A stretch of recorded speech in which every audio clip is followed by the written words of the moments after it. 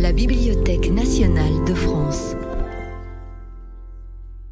Dans le cadre du cycle « En lisant, en écrivant », Arnaud Laporte s'entretient avec l'écrivain Laurent Mauvigné. Il est 18h30, donc j'ai le droit de parler et d'abord de vous remercier toutes et tous d'être aussi nombreuses et nombreux dans cet auditorium de la Bibliothèque nationale de France qui, avec le Centre national du livre, est partenaire de cette série de masterclass France Culture. En lisant, en écrivant, on se rappelle plus, ça fait 5 ou 6 ans, mais ça fait un certain temps que ça dure. On compte bien que ça dure encore un certain temps. Ces entretiens sont diffusés dans la grille d'été de France Culture. Je ne peux pas vous dire aujourd'hui à quelle date cette masterclass, si elle va à son terme, suspense, sera diffusée. Ce sera au mois de juillet ou au mois d'août. Dire aussi qu'à l'issue de cette masterclass, Laurent Mauvigné continuera, lui, à travailler, puisqu'une séance de signature est prévue dans le foyer du petit auditorium, juste en sortant de cette salle. Et vous dire une dernière chose avant de commencer, que la dernière masterclass ici à la BNF aura lieu le 31 mai et que son invité sera Jean-Claude Mourleva. Est-ce que j'ai oublié quelque chose ? Et ce sera Mathilde Wagman, l'excellente Mathilde Wagman, qui interrogera Jean-Claude Mourleva. Merci Christine. Allons-y. Nous ouvrons à présent la masterclass de Laurent Mauvigné, ici à la Bibliothèque nationale de France, partenaire de cette grande collection d'entretiens avec le Centre national du livre. Le principe de cette collection est de savoir comment un artiste construit son œuvre, comment elle ou il travaille de façon très concrète, nous parler de ce moment où l'idée arrive jusqu'au terme de cette création, pour essayer de suivre l'élaboration, en l'occurrence ici de livres. Je vais peut-être me permettre de rappeler un élément intéressant, parmi d'autres, dans votre parcours, Laurent Mauvigné, en vous remerciant tout d'abord d'avoir répondu à notre invitation. Pour commencer par dire que vous avez obtenu un diplôme d'art plastique des Beaux-Arts de Tours en 1991.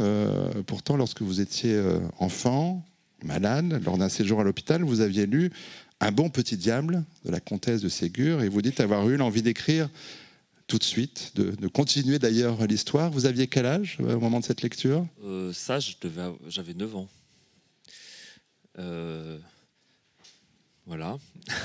Alors pourquoi avoir ensuite choisi des études d'art plastique ? Là, c'est une question qui est déjà très complexe. Oui, complexe en fait. J'ai commencé à 9 ans pour des questions, effectivement. J'avais lu Un bon petit diable. J'étais à l'hôpital. C'était un livre qu'une tante m'avait offert. Et ça a été une révélation, pas tant pour le livre lui-même, finalement, que pour cette sensation d'échapper qu'il me donnait à l'intérieur de l'hôpital et à l'intérieur d'une réalité très difficile. Et ma tante m'avait offert ce livre et un cahier avec de quoi écrire. Donc, quand le livre a été terminé, j'ai eu une sensation de vide terrible. Et donc, j'ai continué. Je me suis dit, tiens, je vais écrire une suite, quoi. Et puis après, j'ai écrit, quand j'ai eu l'impression que ma suite, ça allait pas, alors j'ai commencé à écrire une autre petite histoire. Et puis ça m'a accompagné comme ça pour le séjour à l'hôpital. Et ça a été vraiment une sorte de très grande joie et puis une espèce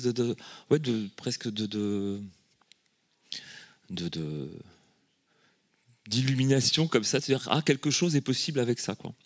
Et puis après, j'ai continué comme ça dans l'adolescence à écrire. Et puis après, il y a eu la mort de mon père, le suicide de mon père, où là j'ai eu un petit peu la même, j'allais dire ce que j'ai cru être une sorte de réflexe, presque de réaction, de me dire tiens, je vais écrire. Et en fait, je me suis retrouvé avec mon stylo et mon papier, et mon père était à peine enterré, et ça m'a, d'un seul coup, ça a été un effondrement, mais je me suis dit, non, ça marche à 9 ans, ça, mais ça marche pas à 16, quoi.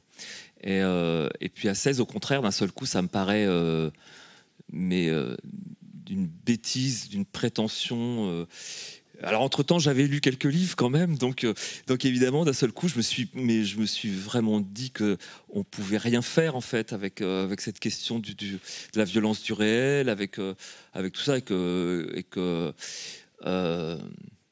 donc je me suis vraiment dit, je n'écris plus, quoi. Et les Beaux-Arts, ils sont un petit peu venus pour voilà. Par défaut? Je sais pas. Je dirais pas par défaut parce que c'était une envie aussi. C'était pas. Mais c'était moins intime en tout cas, ouais. Ça c'est vrai. Mais alors c'est marrant parce que pendant les 5-6 ans des Beaux-Arts, en fait, ce qui était assez amusant, c'est que au fur et à mesure, j'ai commencé à remettre des mots dans les tableaux, à essayer de faire des trucs comme ça. Puis bon, après, j'ai retrouvé des cahiers dans lesquels j'avais écrit. Alors, j'ai commencé à les découper, à peindre dessus, à triturer les mots, à faire des collages avec. Enfin, ça revenait comme ça au fur et à mesure. Donc, bon, puis au bout d'un moment, il faut bien y aller, quoi. Alors, quand même, 2 questions. Est-ce que vous avez gardé vos textes d'enfance et d'adolescence? Non. Aucun? Peut-être il y a peut-être 1 ou 2 pages qui traînent, mais non, je me suis fait, j'ai beaucoup jeté, ouais. Et l'étoile, il en reste? J'ai beaucoup jeté aussi, encore plus là pour le coup. Alors, je prépare la grande exposition rétrospective, votre entrée en Pléiade, donc je me prends quelques renseignements. Oh, il y aura bien des bouts de trucs, hein, mais bon, c'est vraiment des bouts de trucs. Qu'est-ce que vous pensez qu'il reste du plasticien Laurent Mauvigné, chez l'écrivain Laurent Mauvigné? Est-ce qu'il reste quelque chose? Ah oui. Ouais, il reste. Je pense même qu'il reste beaucoup de choses en fait, parce que déjà il reste une approche. Parce qu'il se trouve que les Beaux-Arts de Tours, dans les années 80, 84, 85, quand j'y suis entré, il y avait un rapport à la littérature et aux avant-gardes qui était quand même encore très vivace, quoi. Et moi, ça faisait 3 mois que j'arrivais de ma campagne profonde. J'arrive dans cette petite ville de Tours, mais qui pour moi était une grande ville. Et au bout de 3 mois, débarque Novarina, qui reste pendant 2 jours et qui pour le coup montre sa peinture et puis commence à lire ses textes.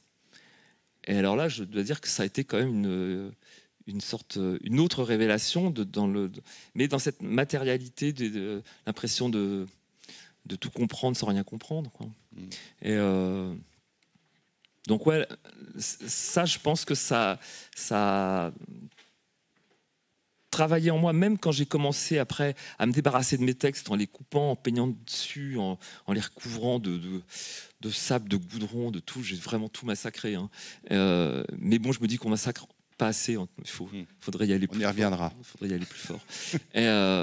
Mais c'est vrai qu'il y avait en tout cas tout de suite ou très vite ce rapport à la matérialité du mot ou de la phrase, parce que je me sentais incapable de faire quoi que ce soit, justement comme écriture en termes de sens, quoi.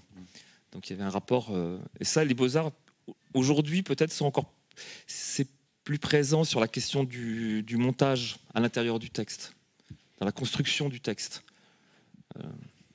Qu'est-ce qui a fait que l'écriture est revenue?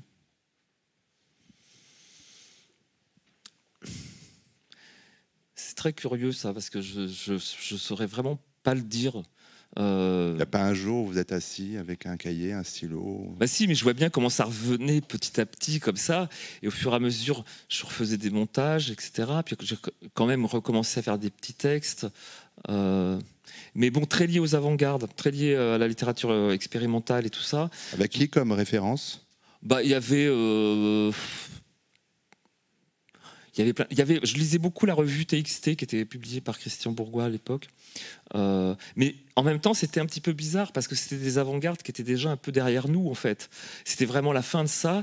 Et bon, j'avais l'impression d'arriver encore après la bataille, en fait. Moi, je suis vraiment la pauvre génération qui arrive à la fin de tout, en fait.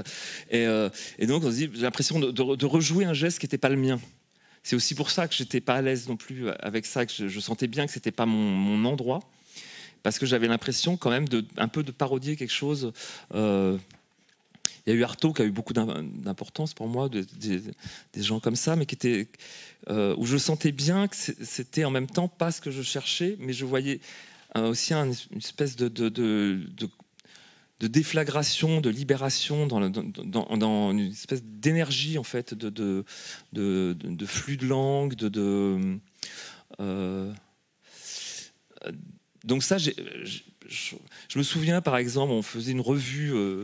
On se faisait une revue aux Beaux-Arts et je reprenais des textes que d'autres avaient fait avant et en fait je reprenais juste des questions de ressemblance comme ça, de phonétique, et je faisais des espèces de textes qui à la fin ne disaient strictement rien, mais qui m'ont vraiment beaucoup aidé moi dans le rapport au rythme et le rapport à la sonorité et des mots et des phrases et dans la ponctuation, dans la recherche de la ponctuation. Ça, sur la ponctuation, par exemple, ça, je peux dire que ça vient vraiment typiquement des Beaux-Arts, quoi. Enfin, il y a tout de même un jour où vous êtes bien rendu compte que vous étiez en train d'écrire quelque chose qui allait devenir un roman. Vous voyez bien que je fais tout pour éviter d'en parler. Je sais bien. Je suis tenace. Oui, je sais. Ça a été très long. C'est un processus qui a été très long et puis qui a été aussi un petit peu le fruit de rencontres, parce que après les Beaux-Arts, quelques années d'errance, je me suis inscrit en lettres modernes où là vraiment j'ai vu que j'avais rien à foutre là, vraiment. Non, parce que c'était un rapport à la littérature contemporaine qui était, pour moi, c'était pas du tout ce que Sartre, Camus, tout ça, c'était bien. Moi, j'avais pas le bac. Moi, j'ai fait une première année de BEP Compta. Je suis arrivé aux Beaux-Arts. Donc, il y avait plein de choses. J'avais des pans entiers qui me faisaient totalement défaut. Donc, j'ai appris plein de choses. C'était très bien. Mais en termes je sentais bien que c'était pas mon moteur, en fait. Donc je cherchais, j'arrivais pas à trouver. Et le problème des avant-gardes sur ça, c'est qu'à un moment, ça libère beaucoup de choses, mais aussi ça enclave un peu. Et donc moi, mon problème, c'était de trouver un chemin plus intime et plus. Et il y a eu aussi, je pense, pour répondre à cette question, je crois, un truc qui était lié aux avant-gardes, mais qui était aussi lié à une fin d'époque, ce que je ne savais pas, moi. Maintenant, je peux en parler, mais à l'époque, je ne savais pas qu'il y avait vraiment cet interdit du roman, ce rapport au personnage. J'avais complètement intériorisé ça, en fait. Et donc, moi, j'ai mis, je sais pas, 10-15 ans avant de m'autoriser la possibilité de revenir au personnage, de revenir à une narration, de raconter des histoires, quoi, tout simplement. Et parce qu'à chaque fois, quand j'entendais l'idée de raconter des histoires, j'entendais toujours raconter des bobards, en fait, quoi. Et je suis toujours pas... C'est pas simple, quoi. Et j'ai toujours l'impression d'essayer de raconter des bobards les moins bobards possibles, quoi. Mais quand même, il y a quand même ce truc avec du coup, je suis obsédé par la question mais ça dès le départ et dès cette période-là, parce que c'était difficile, de la question de la vérité à l'intérieur du bobard, en fait. Et pour moi, c'est ça la grande question. C'est pour ça que ça m'a pris 10-15 ans. Et il y a eu des rencontres, je pense à Tanguy Viel et à Philippe Adam, à François Bon, à des gens comme ça qui m'ont fait lire des choses, je pense à Thomas Bernhard, par exemple. Quand j'ai découvert ça, je me suis dit, tiens, il y a des voies possibles pour une littérature romanesque aujourd'hui qui ne serait pas un retour à une forme conventionnelle ou traditionnelle de littérature, quoi. Je me dis, tiens, il y a peut-être une porte là pour inventer une littérature possible aujourd'hui, quoi. Mais du coup, la première publication, Loin d'eux, en 99, aux éditions de Minuit, vous la vivez comment ? Comme le début de quelque chose, comme une étape franchie, il y aura peut-être qu'un livre, mais au moins il est là ? En fait, Loin d'eux, pour raconter un petit peu la façon dont ça s'est un petit peu articulé, en septembre 97, j'étais au chômage, et donc je me dis, j'ai un an, j'ai passé le CAPES d'art plastique, que j'ai brillamment raté, et l'année d'après, il me restait vraiment plus qu'une année de chômage, et je me dis que là, je me suis posé vraiment la question de ce rapport au roman et de me dire, bon, je m'en fous, je fais que ça. Pendant un an, je fais que ça. Et pendant un an, j'ai dû écrire 3 livres en me disant, en fait, de septembre 97 à septembre 98, je me dis, si en septembre 98, j'ai rien, je ne touche plus jamais un livre de ma vie. Mais pas seulement en tant qu'auteur, mais aussi en tant que lecteur. Ah non, c'était quelque chose. Voilà, fallait que ça passe ou que ça casse, quoi. Et j'ai écrit un premier roman, un deuxième. On est arrivé en juin et j'avais fait 2 textes qui étaient vraiment pas bien, qui étaient ratés, quoi. Et juin, je me disais par rapport à septembre, je me disais, il y a vraiment un moment, j'ai eu une espèce de libération du fait que, en me disant que je ne serais jamais écrivain, et que c'était pas grave en fait.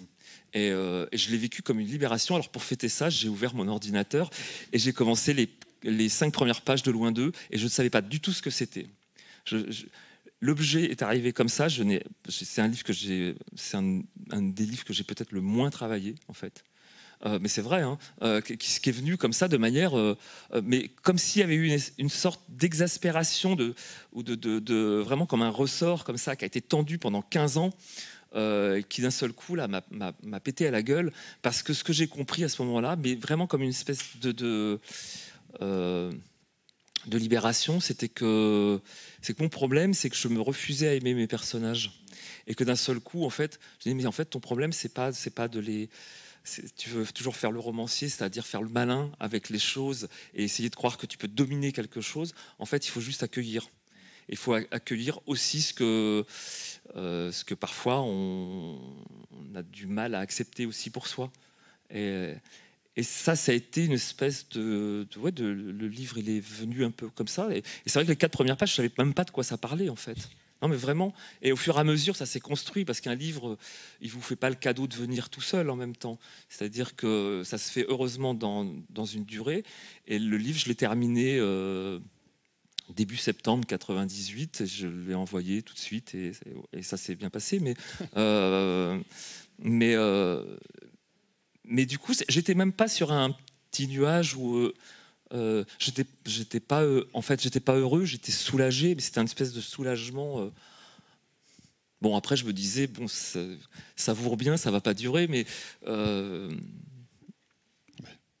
c'est vrai que c'est un livre dont je sentais en l'écrivant qu'il venait de très loin, en fait. Mais évidemment, quand on prépare ces masterclass, on reparcourt un peu la bibliographie des auteurs invités. Laurent Mauvigné, il me semble que, en tout cas, c'est comme ça que je l'ai vu, que les 5 premiers, disons jusqu'à celui qui s'intitule Le Lien, paru en 2005, pourraient former une sorte d'ensemble sur des thèmes qu'on va bien sûr retrouver autrement dans les livres suivants, mais sur la solitude, sur le désir, sur la condition sociale, sur la maladie, sur la contrainte du réel, l'aliénation, le désir, dans ces thématiques-là. Et comment sortir de sa condition, surtout. Comment sortir de soi. Il me semble que ces 5-là, ouais. Et je m'arrête évidemment avant Dans la foule, qui ouvre une autre période. Est-ce que pour vous aussi, vous avez ce regard sur ces premiers livres ? En fait, après, je crois que quand j'ai écrit seul, là, ça a été un petit peu... Il y a un moment, je me suis vu commencer un petit peu à jouer l'écrivain, qui commence à avoir sa petite combine, qui sait faire son petit truc. Et là, je me suis dit, un professionnel de la profession, au secours. Tout ce que je déteste. Je veux pas. Moi, je veux écrire des livres que je sais pas écrire, que je peux pas écrire. Quand j'ai l'impression de commencer à maîtriser un petit peu trop la chose, d'abord, je trouve qu'on s'ennuie, mais on s'ennuie. Alors, je me dis que le lecteur a de fortes chances de s'ennuyer aussi. Et puis, ça devient un petit peu malhonnête ou un petit peu, je sais pas. Et puis, alors, il y avait plein de choses des choses parfois bêtes, hein, qui entrent en ligne de compte. Il y avait quelqu'un qui m'avait envoyé un moment un monsieur qui s'amusait à faire un petit peu des pastiches des auteurs contemporains. Et il m'avait parce que quand on me demandait, par exemple, quand on me posait la question de mon style, de mon écriture, etc., moi, j'ai jamais eu l'impression d'avoir un style particulier, en fait. Et à chaque fois, les gens me disaient, mais si, je vous assure. Ah bon ? Et un jour, ce monsieur m'envoie une page comme ça, et effectivement, j'ai reconnu quelque chose qui était de mon écriture. Et alors, ça a eu un effet, ça a eu un effet un petit peu étrange, en fait. C'est que plutôt que de me conforter ou me confirmer là-dedans, là, je me suis vu et je me suis dit, c'était fini après. Il y a quelque chose, je me dis, je me vois faire, en fait. Et c'est plus possible. Il y a quelque chose, par exemple, dans le monologue, là, qui devient compliqué pour moi. Il y avait ça, il y avait aussi des choses que j'entendais dans les rencontres, parce que les auteurs, évidemment, on fait quand même pas mal de rencontres, du coup on se retrouve parfois à devoir répondre à des problématiques qui ne sont pas forcément celles qu'on se pose nous au quotidien, mais qui d'un seul coup deviennent quand même celles qu'on doit porter. Et il y en avait une, c'était la question du nombrilisme ou tout ça, de la littérature française et tout ça. Peut-être moins maintenant, mais à l'époque, on entendait vraiment beaucoup de mal de la littérature française contemporaine. Et comme du cinéma en même temps, sur le même sujet. Ah bah tout à fait, ouais. Et c'est vrai que moi, je pense comme tous les auteurs, il y a toujours ce moment où la modestie n'est pas ce qui m'étouffe quand même. Donc je me sentais attaqué personnellement, quoi. Mais vraiment, en fait, il y avait vraiment un truc. Et donc c'est vrai qu'il y avait une espèce d'envie de casser quelque chose, en fait. Et il y a eu plusieurs paramètres qui, a priori, n'ont rien à voir entre eux, et puis qui ont quand même convergé avec l'idée de trouver dans l'écriture et dans la construction du livre quelque chose qui me remettrait dans une situation de fragilité, de danger.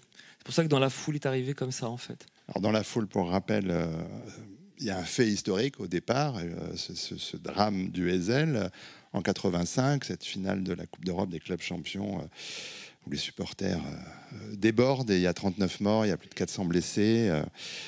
Donc, Dans la foule avait donc ce drame du Heysel comme axe central, on va dire, axe autour duquel la vie de plusieurs personnes nous était racontée de façon plus ou moins fragmentée. Si je poursuis un peu la bibliographie, dans Des hommes, c'est la guerre d'Algérie qui, cette fois, est le cœur noir ou la part maudite du récit. Le texte suivant, on s'y arrêtera aussi, ce que j'appelle Oubli, est librement lui inspiré d'un fait divers qui avait eu lieu à Lyon en décembre 2009. Autour du monde a aussi pour axe un fait historique qui est le tsunami de 2011 au Japon. Alors ces textes-là, comment naissent-ils, Laurent Mauvigné? Comment un événement, et ceux que j'ai cités sont de nature très différente, comment un événement déclenche l'écriture? Alors ça dépend vraiment d'un livre à l'autre, parce que par exemple, je peux prendre entre Des hommes et ce que j'appelle Oubli. Ces deux livres, ils se sont répondus de manière un petit peu étrange, en fait. C'est-à-dire que Des hommes, c'est un livre que je portais depuis très longtemps. Je pense même d'une certaine manière que mon désir d'écriture est né avec cette question qui est vraiment une question, pour le coup, qui me ramène à quelque chose de très intime, très biographique, à l'histoire de mon père, à l'histoire de mes oncles, à l'histoire des villages en France, quoi. Enfin, l'histoire, pour le coup, de tout le monde, hein, mais que moi j'ai vécu intimement, mais que des millions de gens ont vécu de la même manière. Donc ça, c'était... pendant des années, j'entendais ça, que personne n'avait parlé, ou quand on parlait de la guerre d'Algérie, en tout cas, on parlait jamais des appelés. Et moi, mais pendant très longtemps, cette espèce de conviction intime que ce livre-là, c'est moi qui le porterai, quoi. C'est moi qui parce que c'était mon histoire, parce que c'était quelque chose que je leur devais, en fait, vraiment. Et ça, c'était très intime et très douloureux. Mais en même temps, il me fallait les moyens techniques, j'ai envie de dire, pour être capable de le faire, Je sais pas si je suis capable de... Bon, en tout cas, j'ai fait un livre, en tout cas, bon, voilà, il est ce qu'il est, enfin bon. Mais voilà, l'idée de pouvoir porter ça le plus loin possible. Et donc, il y avait ça, c'était... Mais je voulais que ça soit... J'ai je l'ai écrit à partir des images de mon père, qui étaient des petites photos que tous les soldats ont rapportées. Mais sur ces photos, il n'y avait rien, ou très peu.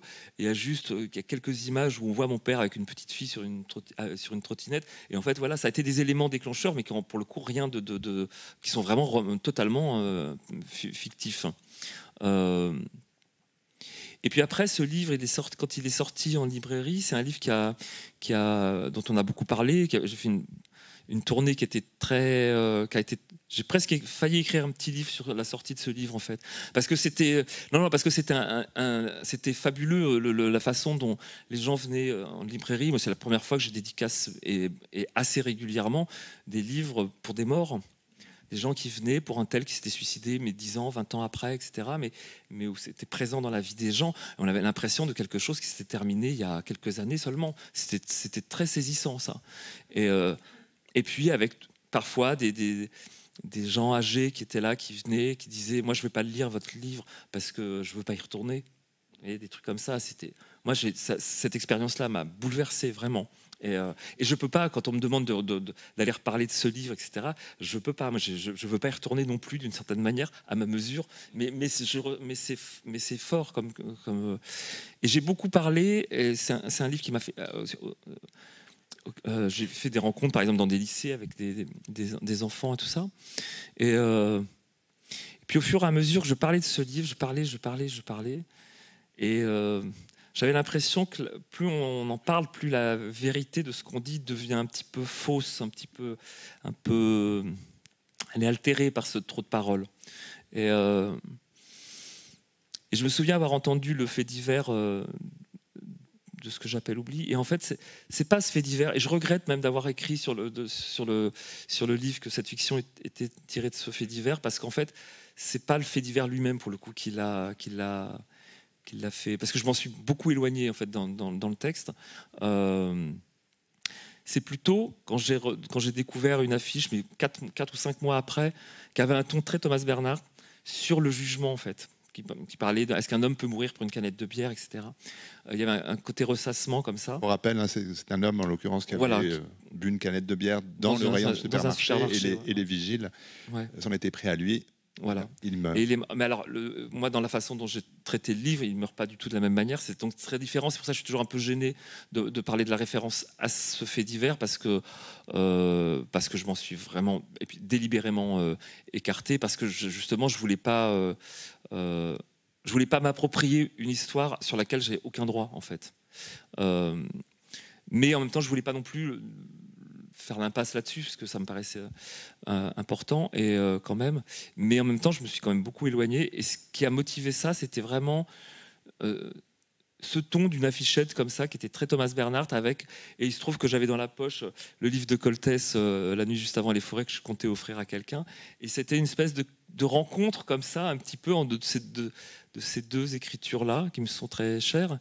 Et une connexion, et au fur et à mesure que j'écrivais le texte, parce que la première version s'est faite en une semaine de manière très, très, très violente, je pense que ça a été totalement en réaction à la façon dont je parlais de des hommes. Je pense qu'il y a un moment, c'était... quand on passe beaucoup de temps à écrire un livre, et puis on finit par en parler, enfin, moi j'ai cette sensation que quelque chose se nécrose un peu dans la façon, dans le rapport au langage, en fait. Et je me dis, mais non, il faut arrêter de parler des livres. Alors bon, pourquoi je suis là. Pas des livres, là, on parle de la façon dont vous les écrivez. Oui, mais d'une certaine manière, c'est plus confortable, parce que c'est plus juste. Parce que parler des livres, d'une certaine manière, à la fin, quand on le fait beaucoup, du moins, ça nous éloigne d'eux. Et ça nous éloigne à tel endroit que j'ai eu la sensation que ce que j'appelle oubli est un livre qui est venu un petit peu me rappeler à l'ordre, pour me dire, bon, maintenant tu arrêtes de faire l'écrivain, tu reviens là où ça se passe, quoi. Justement, c'est quand même très éclairant ce que vous dites là, Laurent Mauvigné, parce que c'était effectivement une question que je voulais vous poser. D'où venait cette langue de ce que j'appelle oubli? Parce qu'il y a quand même chez vous cette recherche dont parle Kafka dans son journal, cette recherche de la langue vraie, la langue d'homme à homme. Et il me semble que dans ce texte-là, ce que j'appelle oubli, 64 pages dans son édition originale, pour une seule phrase, et même une phrase dont on n'a pas le début, puisque le premier mot, il n'y a pas de majuscule, c'est « et ce que le procureur a dit, virgule, c'est un homme ne doit pas mourir pour si peu, virgule ». Ce texte-là, c'est la suite de votre recherche de cette langue vraie? Ah oui, il y a quelque chose comme ça. J'ai retrouvé un petit peu ce qui s'était passé un petit peu avec Loin d'eux pour ça. Et j'aime bien quand ça arrive rarement, mais voilà. Mais quand ça arrive comme ça, se laisser prendre par un texte comme ça, on ne sait pas ce que c'est, on ne sait pas d'où ça vient. Bon, mais c'est ce qui est beau. Hein. Enfin, moi, c'est ce que j'aime aussi dans. Il y a quelque chose d'arto aussi. Oui, il y a des espèces. Oui, il y a comme ça, des artistes comme ça qui vous apprennent à accueillir. Je ne sais pas comment dire autrement que ça, quoi. Alors ce texte-là, il se trouve que Denis Podalides l'a porté sur scène. C'est vraiment un des spectacles les plus impressionnants, forts et beaux que j'ai eu la chance de voir dans ma vie, où il était donc pendant 1 heure à peu près debout, bras ballants, immobile, avec le texte, rien que le texte, tout le texte. Quand vous avez vu ce spectacle, Laurent Mauvigné, qu'est-ce que ça a produit sur vous? Alors en fait, je l'ai vu plusieurs fois le jouer, et c'était marrant parce que la première année où il l'a pris, je sentais, il était très, il le vivait très intimement, et au début je sentais qu'il, d'ailleurs il me l'a dit, hein, je crois pas qu'on le trahir en disant ça. Il y avait quelque chose il s'est un petit peu protégé derrière un truc un petit peu technique, et au fur et à mesure c'est très beau d'année en année, parce que il aime me dire comme ça qu'il a envie de le garder toute sa vie, quoi, que chaque acteur a besoin de son texte comme ça, ou de quelques textes comme ça qu'il va avoir pour lui, comme ça, pour l'accompagner. Et c'est très beau de voir comment ça se modifie, je trouve, dans la façon dont il en fait son propre langage, en fait. Et plus il avance dans son propre langage, plus je reconnais le mien, en fait. Donc ça me touche beaucoup pour ça. Et puis, il y a eu beaucoup de spectacles. Il y a eu le spectacle de Preljocaj, il y a eu plusieurs... et des choses très différentes. Et c'est vrai que ce que Podalides a fait, c'est particulier, parce que c'est vraiment peut-être l'un des seuls qui est vraiment resté que sur le texte, puis dans ce rapport au corps, une espèce d'immobilisme qui m'a beaucoup impressionné, et que mais je ne sais pas ce qui se passe en même temps en le voyant, parce que c'est... J'entends tout, je reconnais tout, y compris quand ça se plante un petit peu. Non, il y a toujours des petites choses, et puis c'est pas grave, ça, mais c'est même très bien. Mais je suis toujours surpris, en fait, d'entendre quand quelque chose est... Parce que j'ai l'impression d'avoir oublié. Et puis, il y a toujours le petit rappel. C'était comme ça, ça.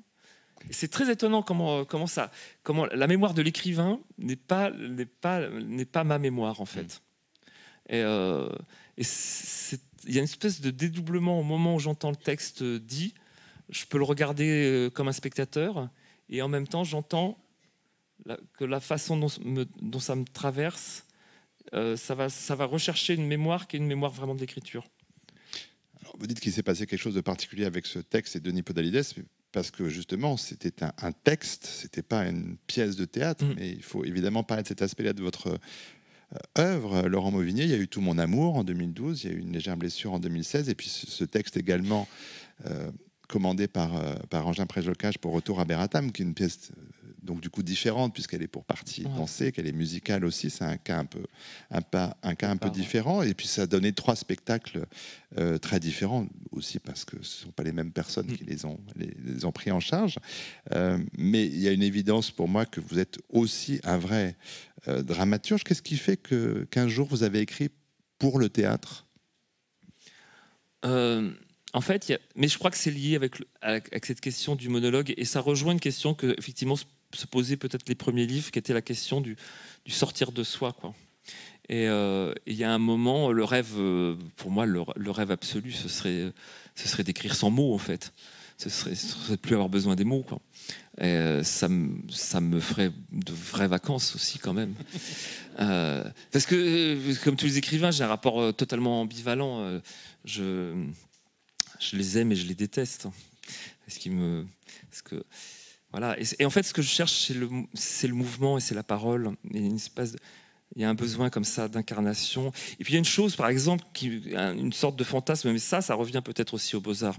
Parce que pendant les Beaux-Arts, je m'intéressais beaucoup à la poésie sonore. Et il y a une chose qu'on ne peut jamais faire dans un roman, c'est que, évidemment, le défilé linéaire d'une phrase et même d'une succession de dialogues, alors qu'au théâtre, vous pouvez faire quand même que les choses se froissent, se heurtent, et que les paroles se chevauchent. Il y a une musicalité. On peut atteindre une espèce de chorégraphie des mots, quand même, ou de stéréophonie, ou de quelque chose, moi, qui m'attire beaucoup, et dont je sais que le roman, à un moment, ne peut plus me donner ça. Donc je pense mais pour moi c'est un prolongement du roman. C'est pas du tout séparé. C'est pas deux espaces. J'ai l'impression que c'est un mouvement qui se. Et je crois que le théâtre d'ailleurs nourrit le travail du roman aussi. Ça va dans les deux sens. Mais pour moi, ça, oui, c'est vraiment important. Et puis le théâtre, ça n'est pas du tout naturel. C'est très difficile. Je trouve que le théâtre, c'est l'enfer total à écrire. Vraiment, c'est extrêmement difficile. Et donc, évidemment, plus c'est difficile, plus on a envie d'y aller. Et ça, moi, ça me tente parce que quand la question de travailler sur les non-dits, sur l'incommunicabilité ou des choses comme ça, bon, c'est bien gentil, mais on peut faire un roman, dire passe-moi le sel, ok, passe-moi le sel, mais on voit ce que ça va. Mais bon, on peut travailler le sous-texte, on peut comme ça. Mais moi, c'est une espèce de question vertigineuse. Je me dis, au théâtre, qu'est-ce qui va se passer? Ils vont se dire passe-moi le sel, et comment je vais faire? Qu'est-ce qui va se passer dans la phrase, dans le dialogue? Comment je vais faire entendre ce que je ne vais pas dire? Donc ça, moi, ça me tracasse beaucoup, parce qu'il y a un énorme vide là, il y a quelque chose à creuser là-dedans, et qu'un lieu du roman aussi, hein, mais je pense que de ce point de vue-là, c'est le roman qui m'emmène vers cette question du théâtre. Donc on peut espérer d'autres pièces de théâtre de Laurent Montminier. Oui. Bon. Oui, on va espérer, je ne sais pas. Moi, oui. Je parle comme mon nom, mais je crois qu'on est quelques-uns dans le même cas. Mais alors, pour évoquer aussi d'autres façons de faire entendre vos textes, Laurent Mauvigné, il faudrait évoquer rapidement, mais les adaptations pour l'écran. Il y avait eu Johanna Lizer, qui d'ailleurs avait créé Une légère blessure magnifiquement, qui avait réalisé elle-même un court-métrage après Loin d'eux. Plus récemment, Joachim Lafosse a adapté votre livre Continuez, c'était en 2018. Lucas Bellevaux a adapté Des hommes, sorti en 2020. Est-ce que vous vous impliquez d'une façon ou d'une autre dans ces projets-là, ou est-ce que quand vous donnez votre accord Non, pour le cinéma, non. Pour le théâtre, oui. Pour le théâtre, ça dépend de comment ça se passe. Pour Johanna Lizer, c'est une vieille amie, ça s'est vraiment fait ensemble.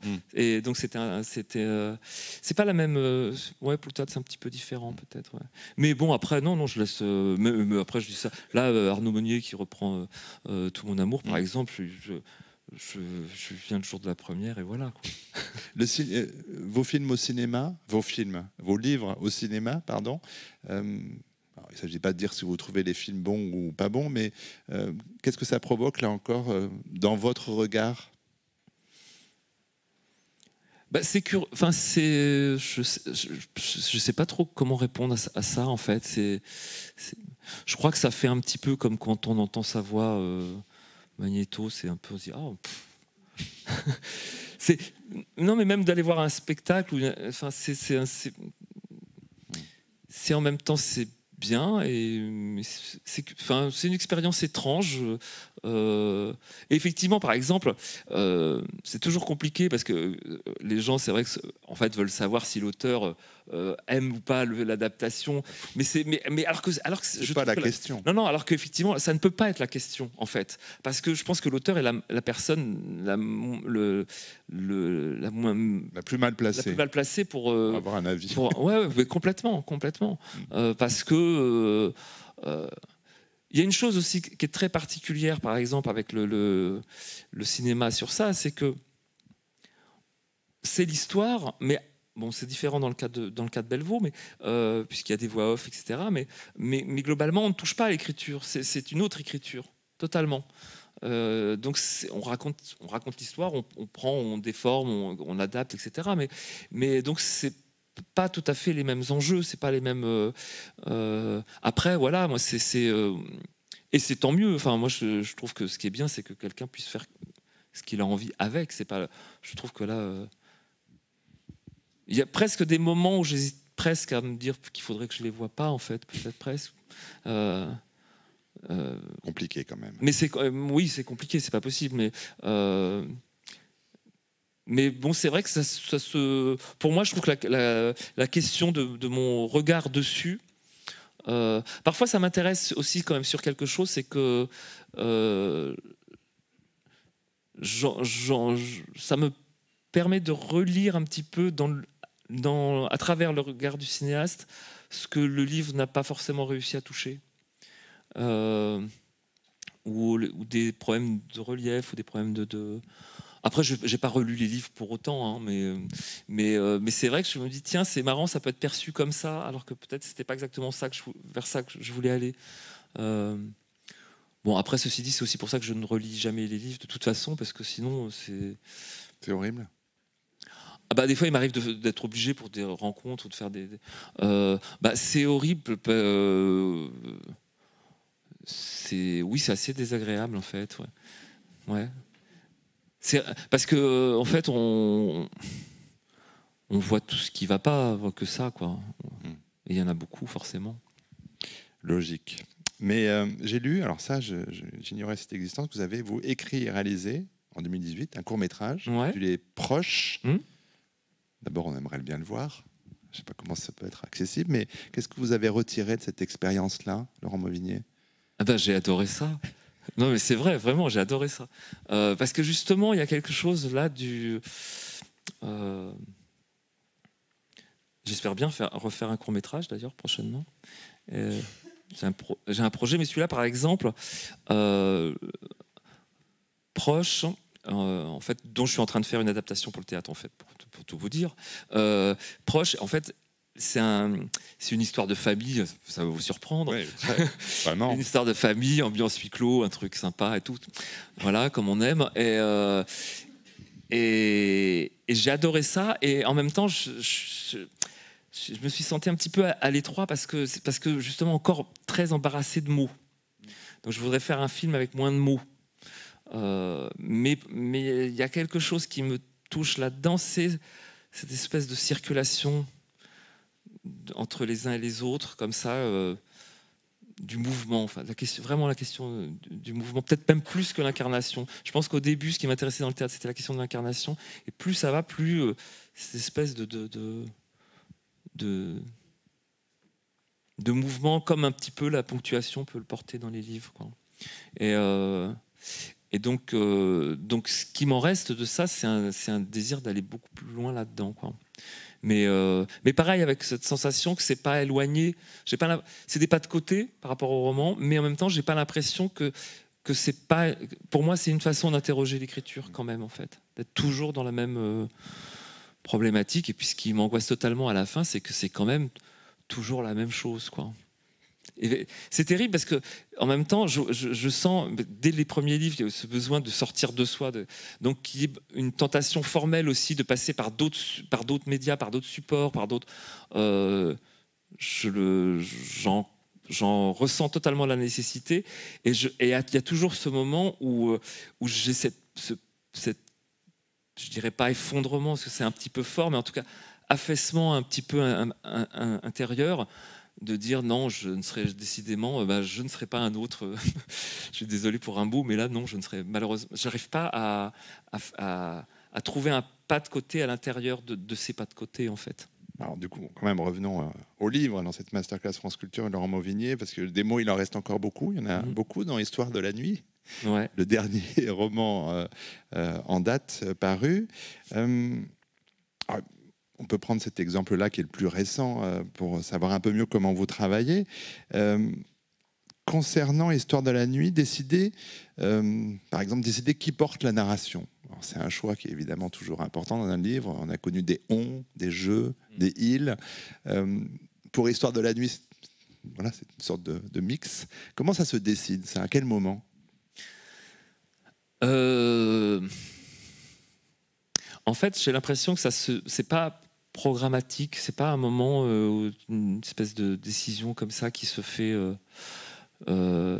Là encore, c'est un livre un petit peu particulier. Alors ils le sont tous à chaque fois. Chaque livre est une histoire, à son invention. C'est en ça que c'est pas un métier d'ailleurs d'écrire. C'est que chaque livre s'invente, certes à partir de l'expérience des précédents, mais malgré tout, c'est une rencontre avec un objet qui va s'écrire de manière singulière à chaque fois. Et là, pour le coup, c'est juste après Proche. Et c'était au départ une tentative de scénario, justement pour faire un deuxième film et donc j'étais vraiment parti d'une sorte de cliché de cinéma, vraiment du thriller avec les gens qui bon. Et alors d'ailleurs on a beaucoup avec ce livre-là beaucoup parlé d'Anneke, alors que moi la référence vraiment de ce cinéma là c'était Elia Kazan avec les Visiteurs, l'avant-dernier film d'Elia Kazan, qui est moins connu, qui est plus ancien que voilà. Funny Games, Voilà, avec cette situation dans votre roman de ce hameau isolé de cette famille avec leurs voisines et l'arrivée d'intrus. Voilà, donc je comprends qu'on ait pensé à Funny Games, mais sauf que c'est pas ça, parce que là où il y a quelque chose de lié au film d'Elia Kazan, c'est vraiment une histoire liée au Vietnam. Donc de ce point de vue-là, on retrouve quelque chose de proche en fait, des hommes. Et donc il y a une circulation comme ça, et puis c'est pas juste une histoire, c'est pas simplement pour moi une question de faire peur, quoi. Ça marche quand même. Hein. Mais il paraît, ouais. Je confirme. Il paraît. Alors que moi, franchement, quand j'écrivais ce livre, j'avais mon petit scénario, j'avais 25 pages de scénario, et puis je me suis dit, je m'étais fixé un truc de 7 pages. Alors c'était des grandes pages, donc ça devait être l'équivalent de 12-13 pages peut-être en format livre en fait. Je me fais, on va dire 12 pages par chapitre, et je m'y tiens. 12, pas 11, pas 13, 12. Donc, alors parfois il se passe plein de choses, donc ça va, et puis parfois il arrive, il traverse la pièce, il va ouvrir une porte, il va s'asseoir. 12 pages.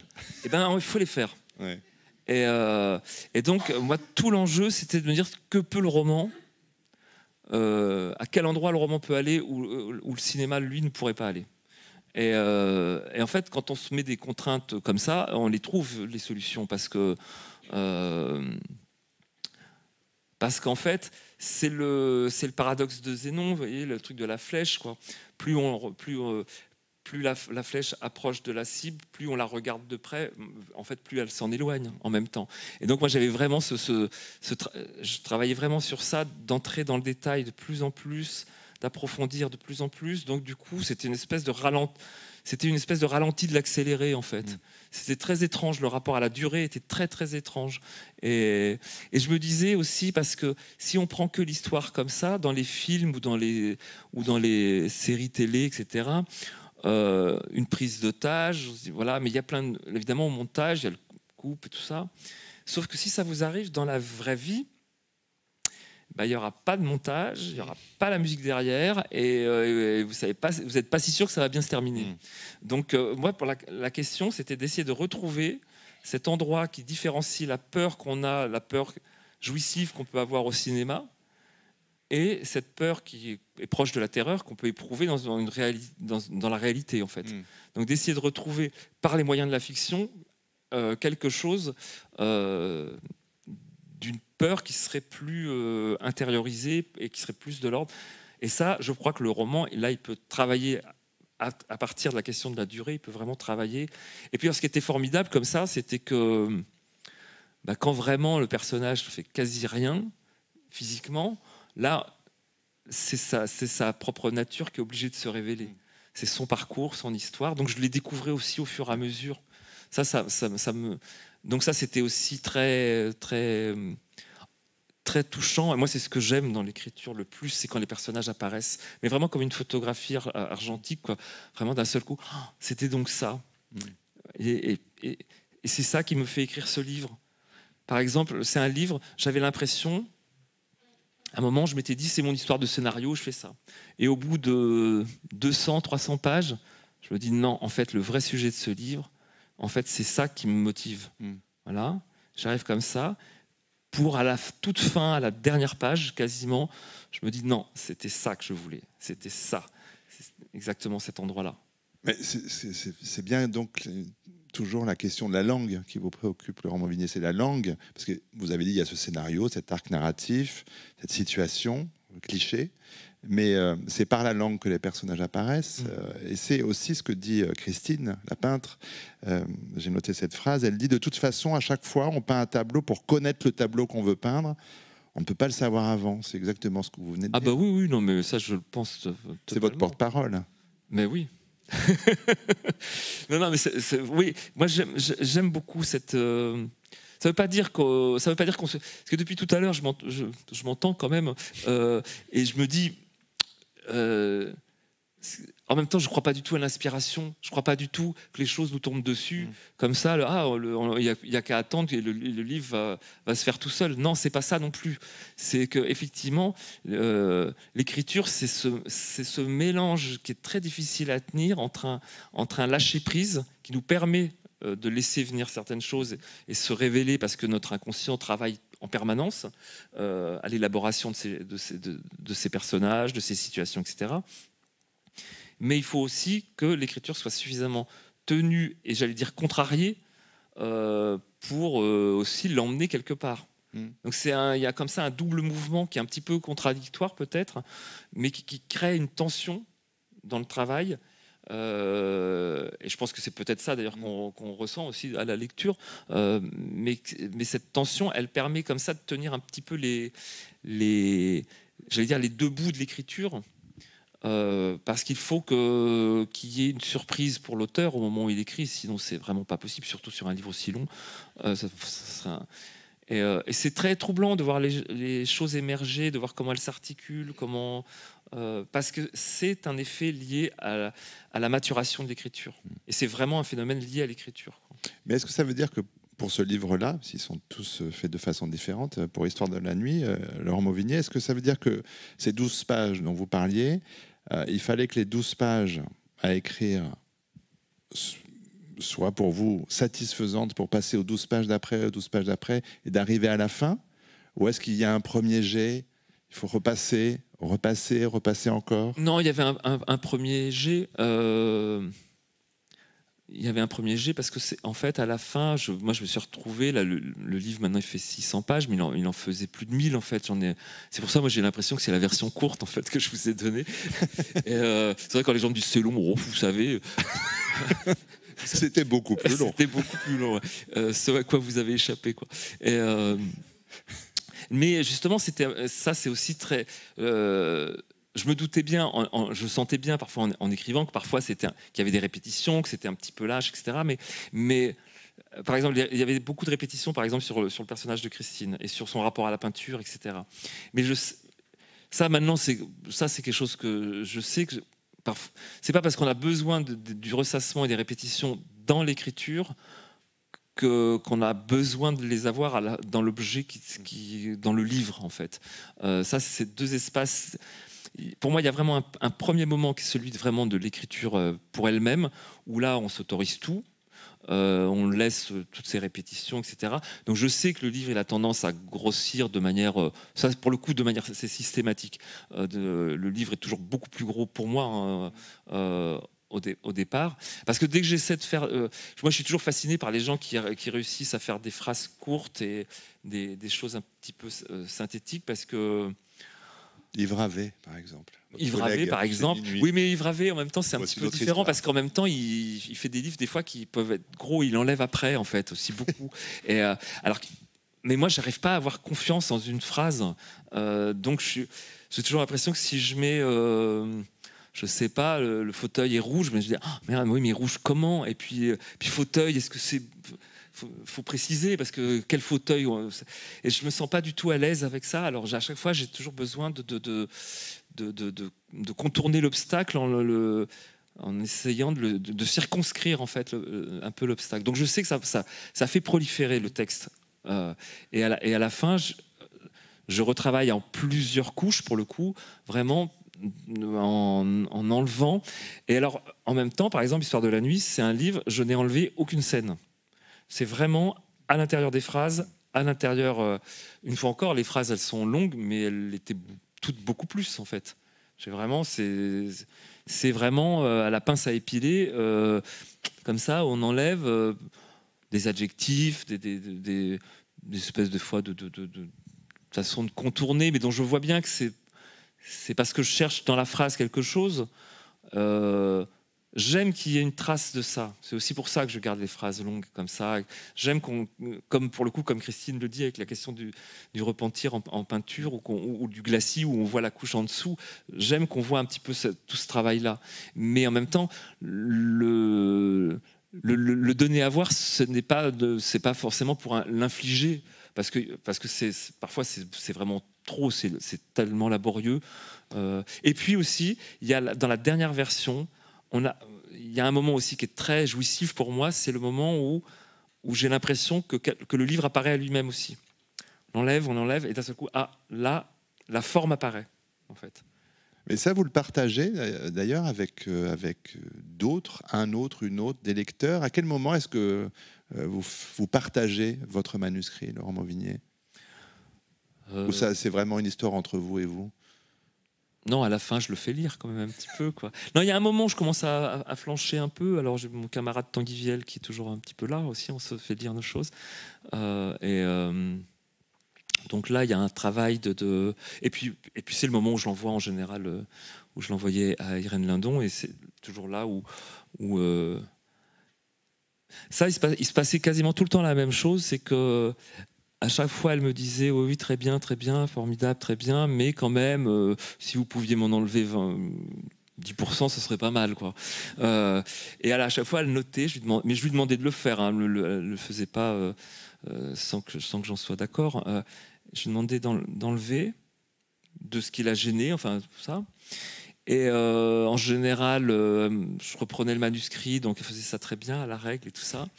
Et puis, bon, il me fallait une petite semaine pour pas lui parler, tellement j'étais vexé à chaque fois. Genre, mais non, pourquoi j'enlèverais ça? C'est très bien. Bon, bref, le rapport des auteurs avec leurs éditeurs.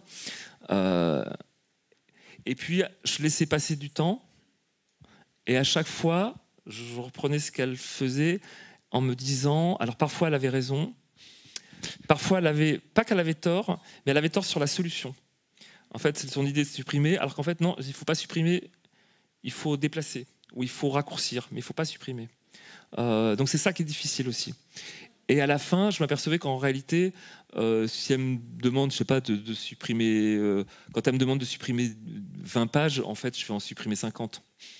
Et à la fin, je suis plus dur qu'elle, en fait. Mais parce qu'elle, c'est comme si, d'une certaine manière, elle me donnait l'autorisation, ou elle me donnait la clé de compréhension que j'avais pas pu voir parce que l'écriture m'avait empêché de le voir. Et à un moment, d'un seul coup, il y a quelque chose qui s'ouvre. Donc je vois les endroits où je peux un peu débroussailler, en fait.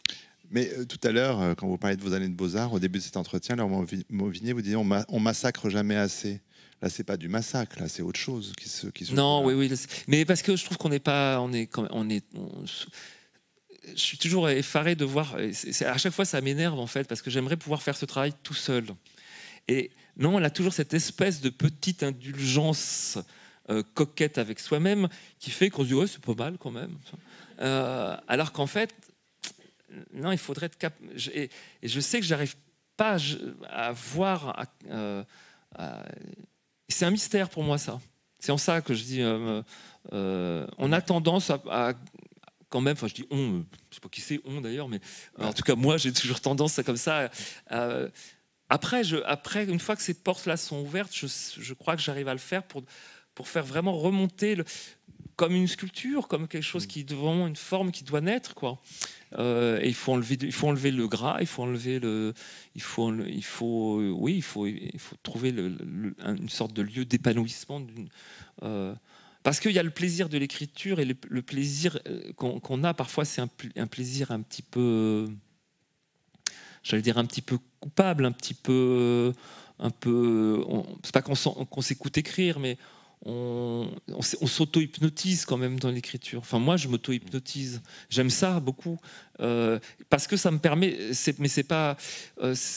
créer de l'espèce d'auto-hallucination pour aller vers quelque part que je connais pas. Pour aller parfois se saisir d'images qui vont me surprendre ou qui vont aussi faire dévier le projet du livre. Parce que justement un scénario c'est bien gentil, mais c'est gentil que si on le détourne de sa vocation première. C'est-à-dire qu'il faut qu'à un moment, à la fin, je découvre un livre qui n'est pas celui que j'avais prévu au départ. Et ça, c'est l'écriture qui l'emmène. Alors justement, comme nous aussi, on arrive à la fin de cette masterclass, Laurent Mauvignier, j'avais envie de vous proposer une phrase, une citation de vous, enfin d'un de vos personnages, qui pourrait être peut-être, je vous le soumets, une clé. Qu'est-ce qui fait qu'il y a un livre après un autre livre? C'est quand même une question qu'on se pose souvent. C'est Rabu, dans Des Hommes, qui dit « Qu'est-ce qui s'est passé que je n'ai pas compris ?» Oui, cette phrase-là, oui, ça c'est une question, je pourrais la mettre dans tous les livres en fait. Ouais. Il me semble. Ouais, je crois, ouais. Mais tant mieux, moi c'est, je veux dire, c'est... Moteur au sens positif, hein, mais complètement. C'est un carburant pour vous. Oui, c'est un carburant totalement. Non, mais ça c'est aussi, mais c'est un moteur très riche pour moi parce que c'est un complexe d'autodidacte d'une certaine manière, parce que, comme je disais, le fait d'être passé, d'avoir fait une première année de BEP comptabilité où je vous laisse imaginer les merveilles que j'ai pu faire. Et après les Beaux-Arts, à l'époque le bac n'était pas obligatoire, je me retrouvais avec des gens qui étaient allés au lycée, etc. Et il y a eu quand même dans ma vie d'homme, pour le coup, ça a été une épreuve assez violente en fait, en vrai. Donc ce rapport au langage, ce rapport au milieu social d'où je viens, etc. Où toute ma vie on m'a dit qu'il fallait être bon en français pour surtout ne pas ressembler à mes parents, alors que c'est difficile ça. Et donc ce rapport au langage, aujourd'hui, j'ai mis aussi beaucoup de temps à y revenir parce qu'il y avait ce rapport à l'incompréhension et en fait, ce que l'écriture m'apporte, c'est de me dire que ce n'est pas une faiblesse, mais que c'est une force de ne pas savoir, en fait. Et qu'il faut travailler à partir de ce non-savoir. L'écriture, elle commence là, en fait. Et nous, on s'arrête là. Merci, Laurent Mauvignier. Merci.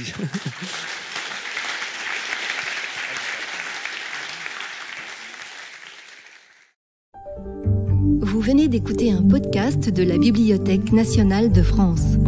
Retrouvez les conférences, rencontres et créations de la BNF sur toutes les plateformes de podcast ainsi que sur le site bnf.fr.